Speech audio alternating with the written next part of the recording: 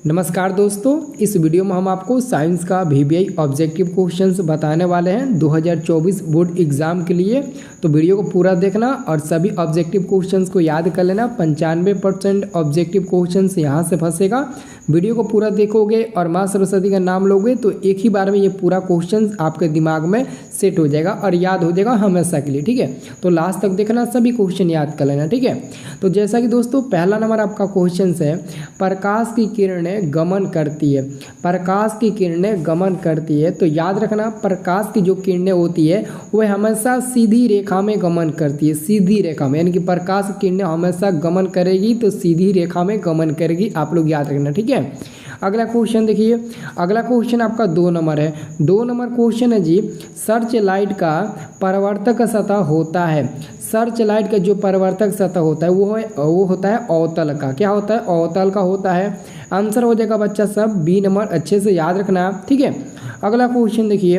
अगला क्वेश्चन है हम लोगों का 3 नंबर, निर्वात में प्रकाश की चाल क्या होती है। तो निर्वात में प्रकाश की चाल क्या होती है तो याद रखना 3 × 10⁸ मीटर पर सेकेंड निर्वात में प्रकाश की चाल होती है। तो ऑप्शन नंबर देखो ए नंबर में दिया है, तो ए नंबर वाला हमारा सही आंसर हो जाएगा। ठीक है दोस्तों, आप लोग चैनल को सब्सक्राइब कर लेना। ठीक है, मैं आपको डेली शाम को 6:30 बजे लाइव क्लास दूंगा बिल्कुल फ्री में। ठीक है, और एक और बात आप लोगों को मैं बता दूं, ठीक है, आपको साइंस का ही नहीं बल्कि जो भी सब्जेक्ट है, संस्कृत है, हिंदी है, मैथ है और भी सब्जेक्ट है, सोशल साइंस है, सबका मैं आपको एक एक ऑब्जेक्टिव क्वेश्चन बता दूंगा ताकि आपको एग्जाम में कोई दिक्कत ना हो। ठीक है, और एग्जाम में सब क्वेश्चन फंस जाएगा और अच्छे से कॉपी लिखना और अच्छे मार्क्स लाना। ठीक है, तो चलो 4 नंबर क्वेश्चन देखते हैं कि मानव नेत्र में किस प्रकार का लेंस पाया जाता है। मानव नेत्र में यानी कि मनुष्य में है ना, जो लेंस पाया जाता है वो होता है अवतल लेंस। जैसे हम लोग मनुष्य हैं, हम लोग के अंदर उत्तल लेंस पाया जाता है। हम लोग के जो नेत्र होता है उसमें उत्तल लेंस पाया जाता है। अगर कोई पूछे तो बोल देना उसमें उत्तल लेंस पाया जाता है। ठीक है, अगला क्वेश्चन है हम लोगों का 5 नंबर। देखो जी 5 नंबर क्वेश्चन क्या है। 5 नंबर क्वेश्चन है, मानव नेत्र जिस भाग पर प्रतिबिंब बनाता है वह भाग कौन सा है। वह भाग आपका है दोस्तों ये डी नंबर वाला दृष्टि पटल, जिसको हम लोग रेटिना भी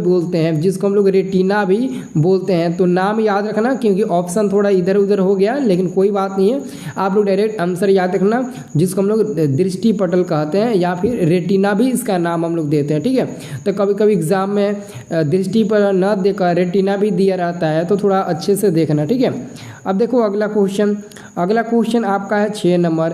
6 नंबर क्वेश्चन है, सामान्य नेत्र का दूरबिंदु है। देखो सामान्य नेत्र का दूरबिंदु अनंत होता है। क्या होता है जी? अनंत होता है। सामान्य यानी कि अगर आपका आंख स्वस्थ है और आपको आंख में कोई प्रॉब्लम नहीं है तो आप अनंत दूरिया को देख सकते हैं। तो आंसर होगा डी नंबर वाला। ठीक है, चलो अगला क्वेश्चन देखते हैं।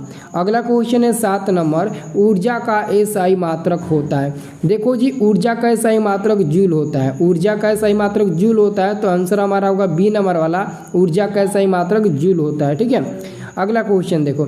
अगला क्वेश्चन है हम लोगों का 8 नंबर। 8 नंबर क्वेश्चन है, निम्न में किसका अर्थ है जल, यानी कि जल बताना है किसका अर्थ होता है। तो सबसे पहले आपको पता होना चाहिए कि जल का रासायनिक सूत्र क्या होता है, H2O होता है। तो H से शुरू हुआ है तो हाइड्रो, देखो हाइड्रो का मतलब हुआ H, यानी कि H से शुरू हुआ है तो H2O यानी कि हाइड्रो का मतलब हो गया जल। तो हमारा आंसर हो जाएगा डी नंबर वाला। ठीक है, सब लोग एक बार ऊपर वाले के नाम लेना, ये पूरा क्वेश्चन आपके दिमाग में सेट हो जाएगा। ठीक है, और सब लोग लाइक करना वीडियो को। ठीक है, लाइक करना तभी तो याद होगा आपको ये पूरा क्वेश्चन।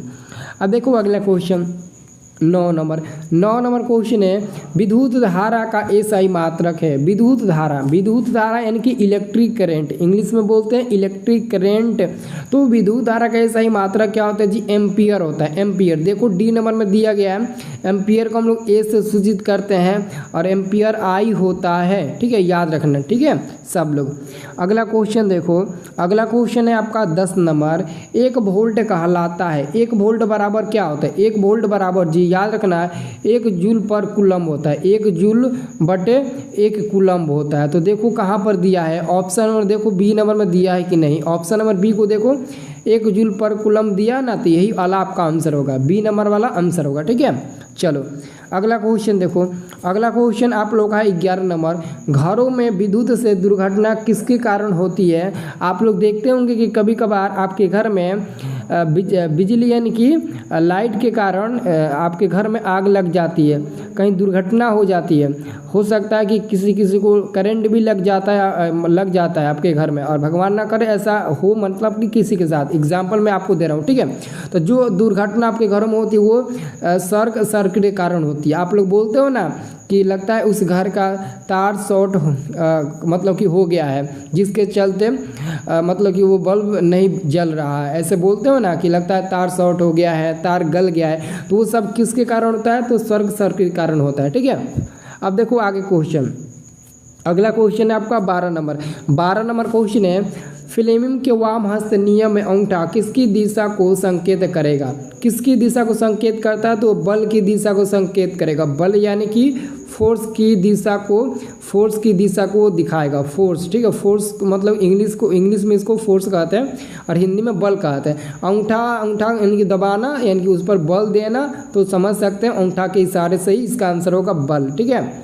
अगला क्वेश्चन देखो, अगला आपका क्वेश्चन है ग्लोबल वार्मिंग के लिए उत्तरदायी गैस है। देखो जी, ग्लोबल वार्मिंग के लिए उत्तरदायी गैस CO2 होता है, जिसका हम लोग नाम देते हैं कार्बन डाइऑक्साइड। जो ऑप्शन नंबर आपको C नंबर में मिल जाएगा, ये वाला आंसर बिल्कुल सही है।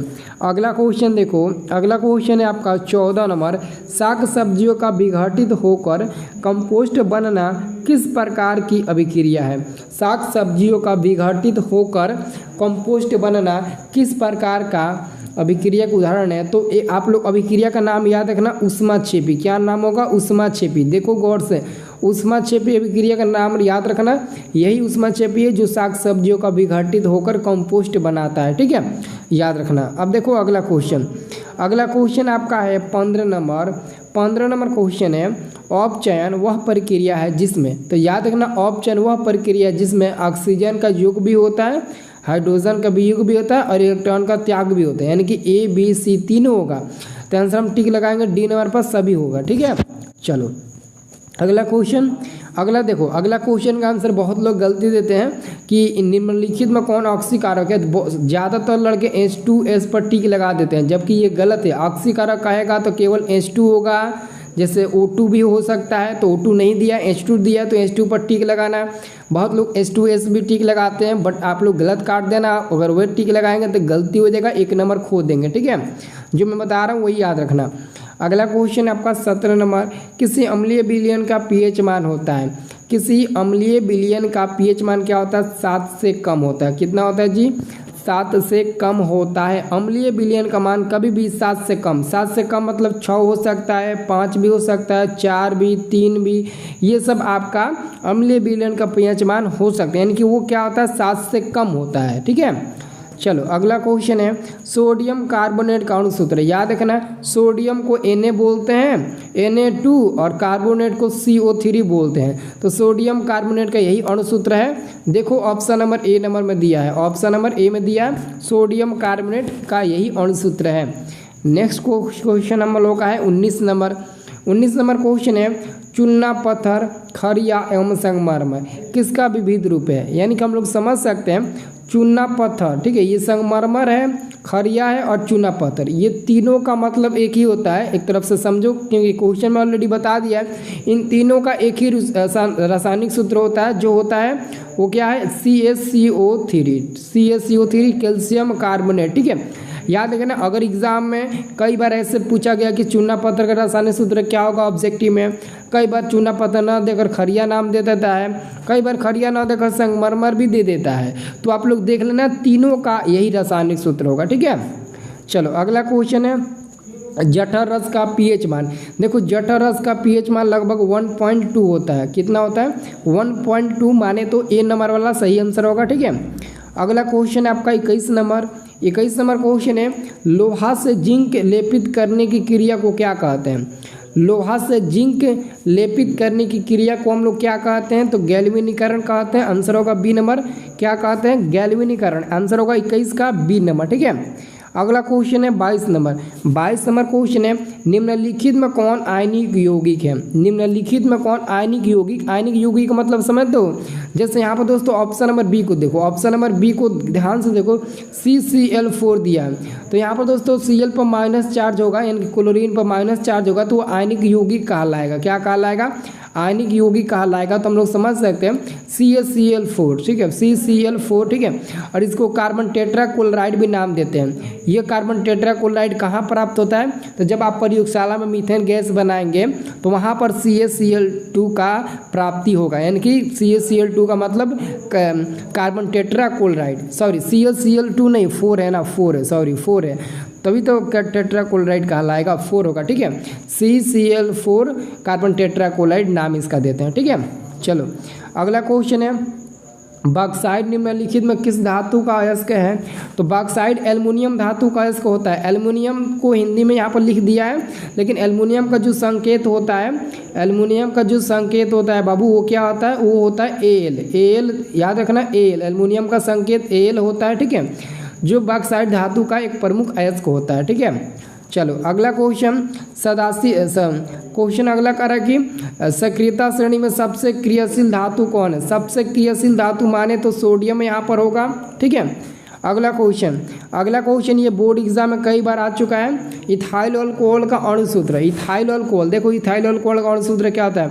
C2H5OH होता है। अब देखो ढूंढू कहाँ है ऑप्शन में, ऑप्शन में कहाँ? C2। ऑप्शन नंबर बी को देखो तो C2H5OH दिया है, यही हमारा आंसर होगा, ठीक है। चलो अगला क्वेश्चन आपका है 26 नंबर, आधुनिक आवर्त सारणी में 36 कतारों की संख्या है। देखो 36 का मतलब क्या होता है? आधुनिक आवर्त सारणी में 36 का मतलब होता है जी आवर्त, आवर्त होता है, ठीक है। 36 का मतलब क्या होता है? आवर्त, याद रखना, ठीक है।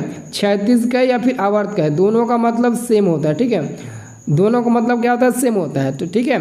तो आधुनिक आवर्त सारणी में 36 कतारों की जो संख्या होती है वो 7 होती है। मैक्सिमम कितना होता है? 7, केवल 7। आंसर होगा बी नंबर वाला, ठीक है।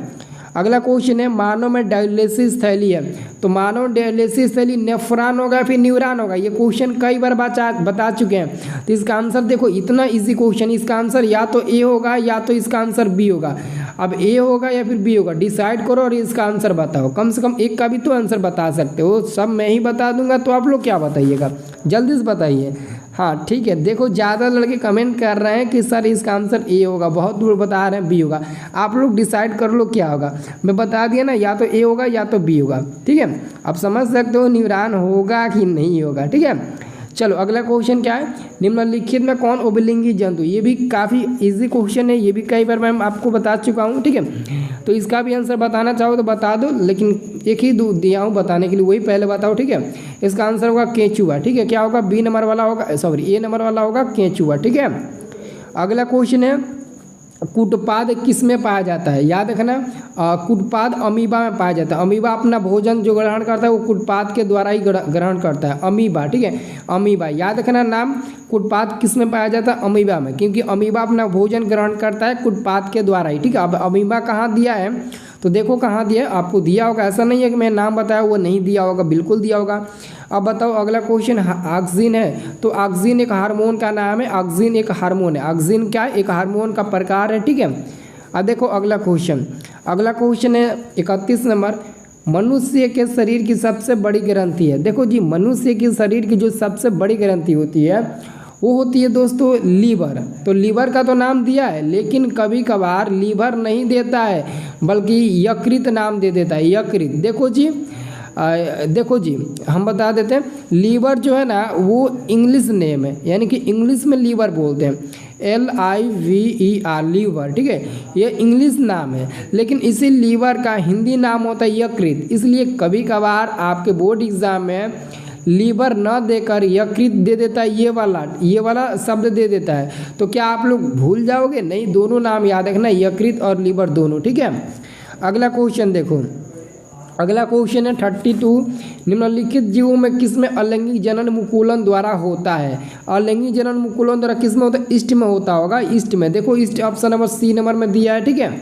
अगला क्वेश्चन है जी, कीटों के पंख और चमगादड़ के पंख किस तरह के अंग है? ये समवृत्त अंग है। समवृत्त यानी कि देखो कहीं दिया होगा सी नंबर में दिया समवृत्त अंग, तो आंसर टिक लगा देना। अगला क्वेश्चन है आपका, विकासीय दृष्टिकोण से हमारी किससे अधिक समानता है? तो चीन के विद्यार्थी से अधिक समानता है। ठीक है।